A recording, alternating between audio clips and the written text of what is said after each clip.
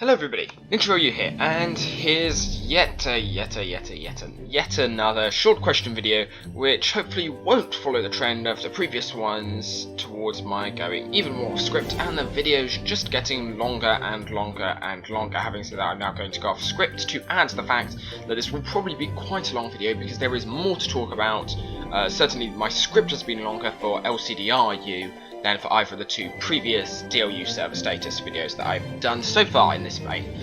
And I have also, due to writing this script, now recorded various additions to the end of my two previous DLU videos, because, yeah, writing this script made me realise what I'd left off of those.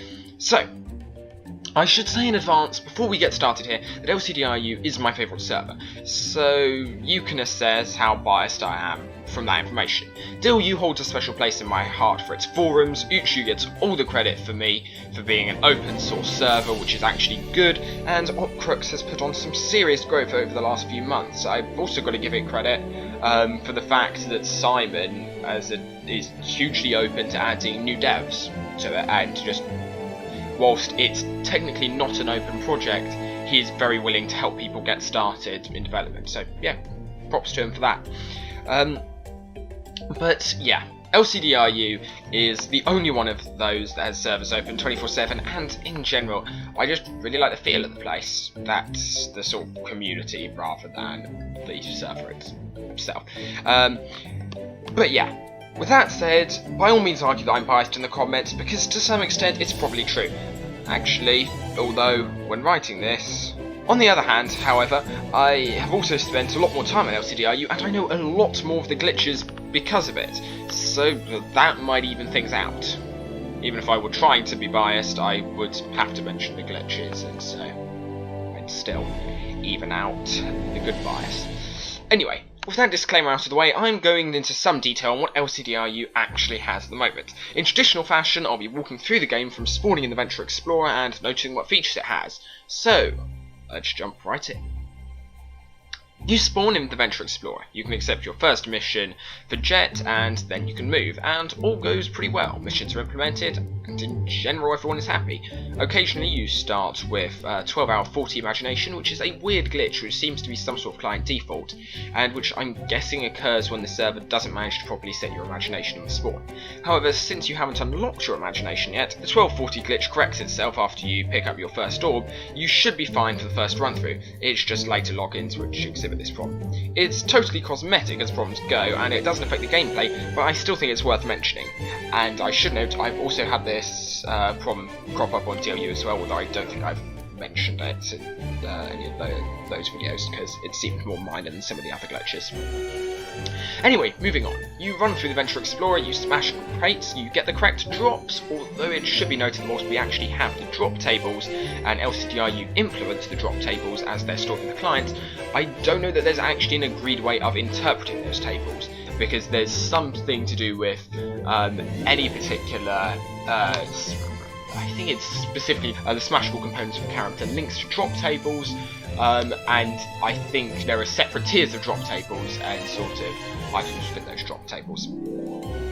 You may notice that your achievement bar is counting out as you read plaques, look through binoculars, and get rocket parts, etc. And you will notice that you will get the achievements. They are stored by the server, although not all stats are actually kept track of by the server.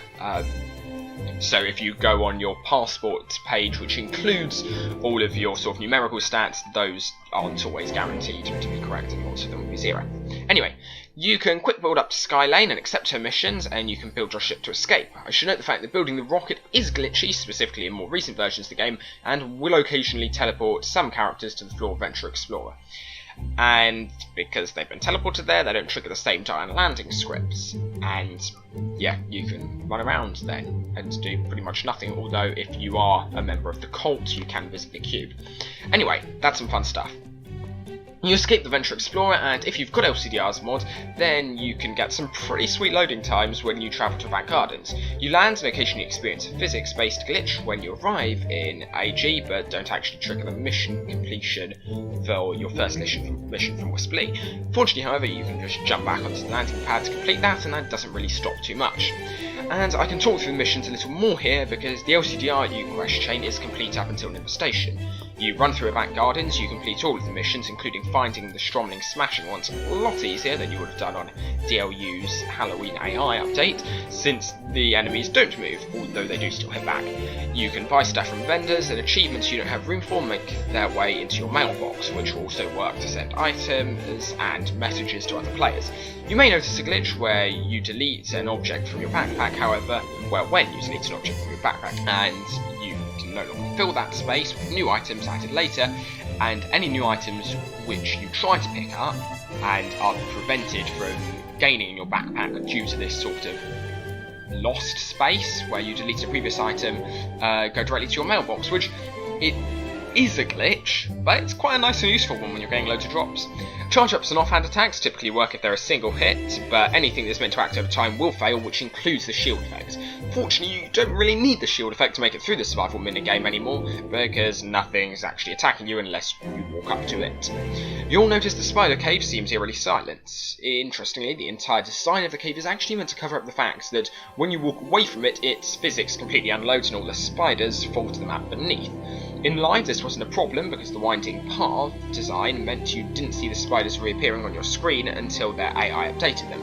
However, in lcdrU, AI is only updated when something attacks. There's no idling AI, which only occurs when a player runs into it. Unfortunately, running into things still occurs when the enemies aren't actually there, and it is when the enemies are, say, below ground. In other words, you get spider landmines. It's a glitch, but if I'm honest, I actually hope it stays that way because it makes the spider cave a lot more fun. You can complete the missions, you can try your new trial faction gear, and you can then fight the Spider Queen. The Spider Queen is pretty glitchy in lcdrU. She only has the one attack, I believe either that or I only remember triggering the one, and when she jumps away to leave the spiderlings to fight you, you can still attack her where she was. This is somewhat lucky though, as from memory she's not actually triggered to return by you killing the spiderlings as she would have been in live, and so you can finish the fight with her safely on the mountainside. You reach the end, clear the property, and are suggested to build on it. There have been some great glitches here where the game doesn't unload the model from your character, so you can just continue to carry it around, or better yet, you can use a Christmas tree as your rocket. That's a glitch I had once, which I love to this day. You finish up Avant Gardens and rerun the place for instance, the plunger gun mission. Sadly, however, I'm pretty certain the Monument Foot Race isn't working, or rather, since I think most of it's actually client-side, like the survival minigame, it doesn't save your scores. And speaking of the Monument Foot Race, all of the Monument works, including fan physics, working quick build, jump pads, buttons, and lasers. You can then get to Universe Station. You can pick up your faction gear, you can choose your faction and run through the various missions there. One notable glitch, however, is that whilst the faction vendors take your money and you need to have enough tokens to buy something, they don't actually take the tokens. Meaning, yeah, you're never really going to have a problem on lcdrU at the moment grinding for loads and loads of tokens. And from there you can keep going quite a ways. We had an event a while back which included the Nexus Tower, and lots of that was working, which was very nice, despite the fact that lcdrU hasn't focused on it at all. But I'm not going to delve into that as it wasn't really an official release, and nothing much extra was working there anyway. In general, though, lots of stuff working for lcdrU would be my summary. And, as always, like and subscribe to the developer channels which are in the description, and I will see you all around at some point for another video. I've been Ninja, thank you for listening.